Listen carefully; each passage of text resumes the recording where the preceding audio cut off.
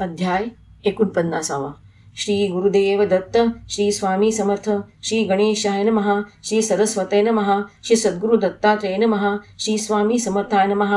अक्कलकोटचे मालोजी महिपती निघाले जावया सोलापुराप्रती. दत्तात्रेय स्वामींशी नमुनी विनविती गव्हर्नर साहेबांचे भेटीस जातो. तेव्हा दत्तात्रेय स्वामींनी नृपतीच्या डावे हातात दिधली पिकदाणी, उजवे हातात तलवार देऊनी जावे म्हणून सांगितले.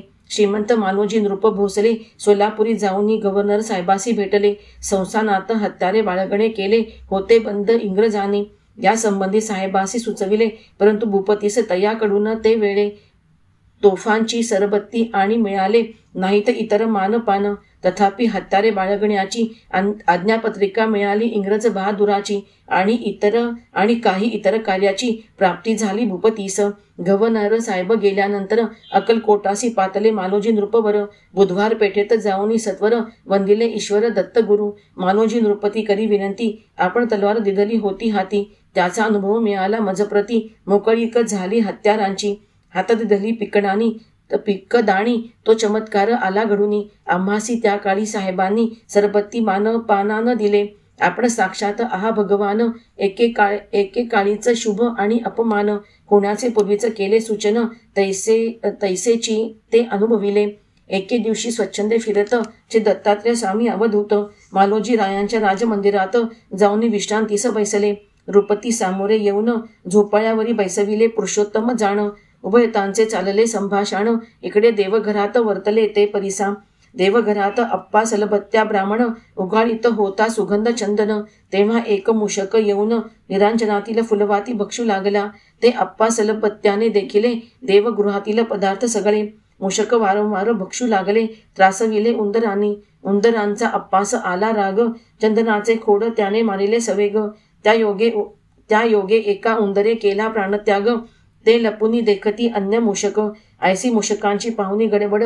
अप्पा सलबत्त्याने न ठेविता चाड.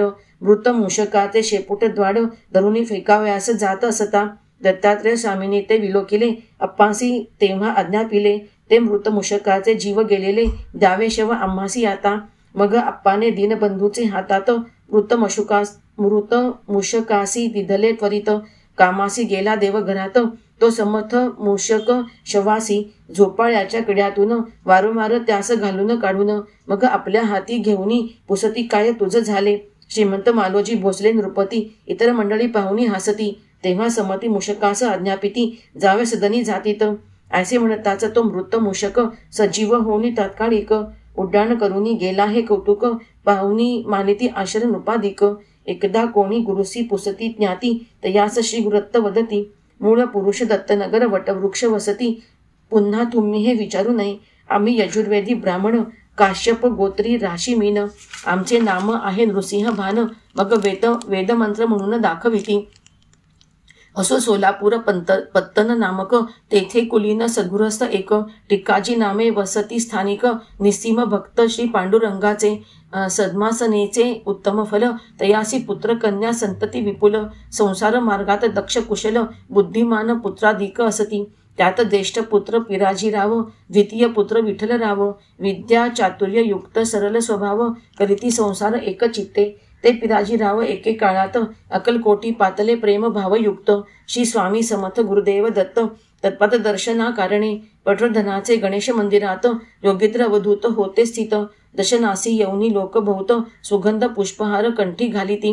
ऐसा महानंद समयी पिराजीरावे त्या गणेश देवालयी येऊनी साष्टांग दंडवत घातले पायी. दत्तात्रेय स्वामी समर्थांच्या उभे ठाकले जोडूनी पाणी. तो दैदीपमान मौतिके करणी.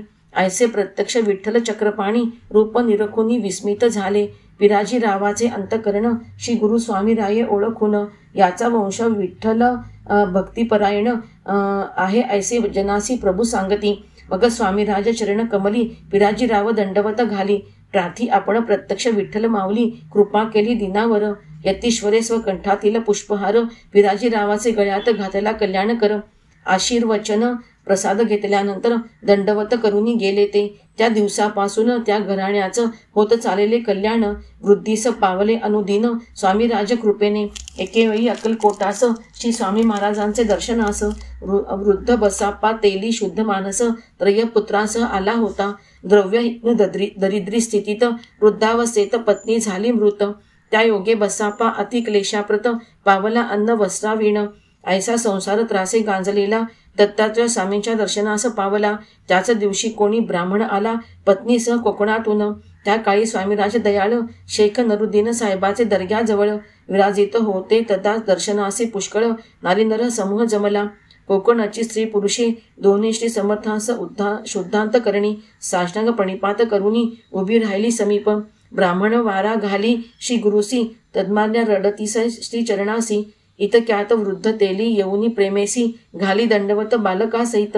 तेव्हा जगद्गुरु हास्यवदने करून द्विज श्री राधाबाईस उक्त वचन. बोलती लिंबे तुझे पूर्वजन्मीचे जाण हे तैल पुत्रत्रय असती गे. हा वृद्ध तेली बसाप्पा म्हातारा पूर्वजन्मीचा होता तुझा नवरा. जवळ घे गे प्रिय लेकरा पाहतेस काय पतिव्रते. ऐसे श्री मुखातील चमत्कारिक शब्द परिसुनी ब्राह्मण श्री पावली लज्जा खेद. इतुक्यात ते तैलपुत्र विनोद करीती पूर्वजन्मीचे मातेसी. आई रुसलीस आम्हावरी जाणूनी आम्ही अज्ञानी दरिद्री. आम्हा त्यागुनी गेलीस देवाचे घरी भेटलीस भाग्ये पुनरपी तू.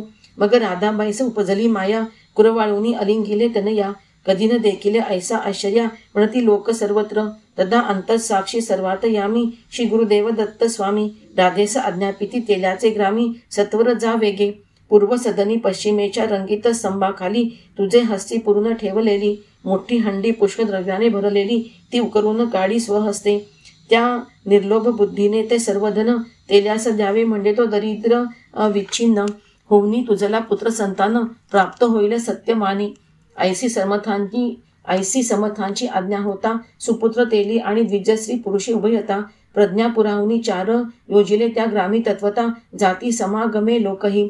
दत्तात्रय आज्ञेनुसार त्या स्तंभाखाली निघाले धनपात्र. लोकांस वाटला चमत्कार म्हणती ईश्वरावतारी स्वामी असती.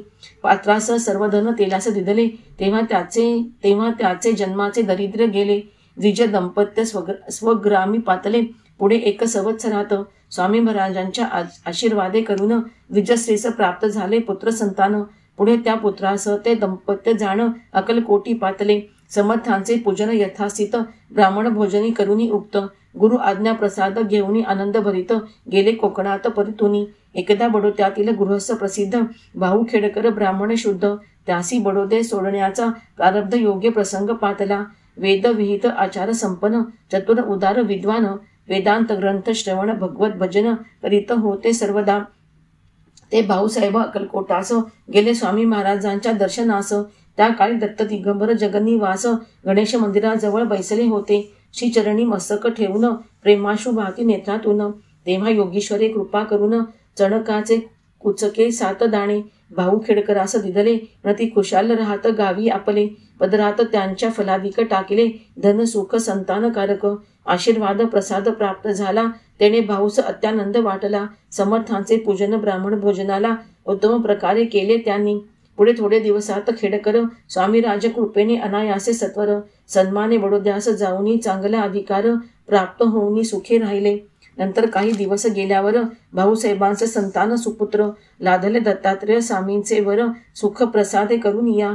त्याचे शत्रू 7 जण कुचके निर्बल होऊनी हलके. भाऊसाहेबांशी प्रेमे मित्रासारिखे वागू लागले कालमाने.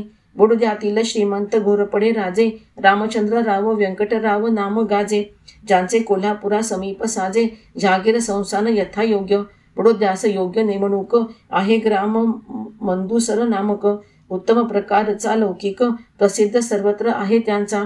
श्रीमंत भाऊसाहेबांस इंग्रजी राज्यातून पदवी खास अमीरुल उमराव ऐसी समरस पूर्वापार प्राप्त आहे. 2 स्त्रिया पतिव्रता सुलक्षण तयासी नवते पुत्र संतान. म्हणून अक्कलकोटास कारकून पाठवून शुद्ध भावनेने श्री दत्तात्रय स्वामींस प्रार्थना करविली व्हावया पुत्र संताना. तेव्हा योगीश्वरे दिदले आशीर्वचना. सुपुत्र संतान होईल. करावे हरिवंश ग्रंथ श्रवण. तेणे मनोरथ शीघ्र होईल पूर्ण. ऐसे स्पष्ट बदले नारायण ऐकुनी कारकुन संतोषला. एवढी निवेदिले त्याने यजमानासी मग तत्काळ हरिवंश ग्रंथ श्रवणासी. आरंभुनी विद्वान द्विजमुखेसी इत्तंभ्यूत नेमे श्रवण केले. तेव्हा थोरले गंगूबाई नामे पत्नीस पुत्र संतान लाधले खास. सुलक्षण सुखरूप देऊनी सर्व त्रास परमानंद झाला. भाऊसाहेब घोरपडे उत्तम कुलवान शूर उदार चतुर शुद्ध मन. स्वमुखेश दत्तात्रय स्वामींचे स्मरण नित्य प्रेमे करीत होते. सद्मर तत्पर चतुर दोन्ही भार्या भक्ती ज्ञान सदाचार संपन्न आर्या. पती सेवा तत्पर कुशल कार्या दयाळू उदार धार्मिक. भाऊसाहेब आणि पत्नी गंगूबाई कैलासात शिवरूप झाली अक्षयी. त्याचे पुत्र बाबासाहेब दक्ष बुद्धिमान तेही विचारे वर्तती सुखरूप. ऐसे श्री गुरु समर्थांची लीला अगम्य अतक देवाधिकाला. भवानवे तारक सर्वत्राला इति नवचत्वारिशोमोऽध्याय समाप्ता. श्री स्वामी समर्थ. श्री स्वामी समर्थ. श्री स्वामी समर्थ.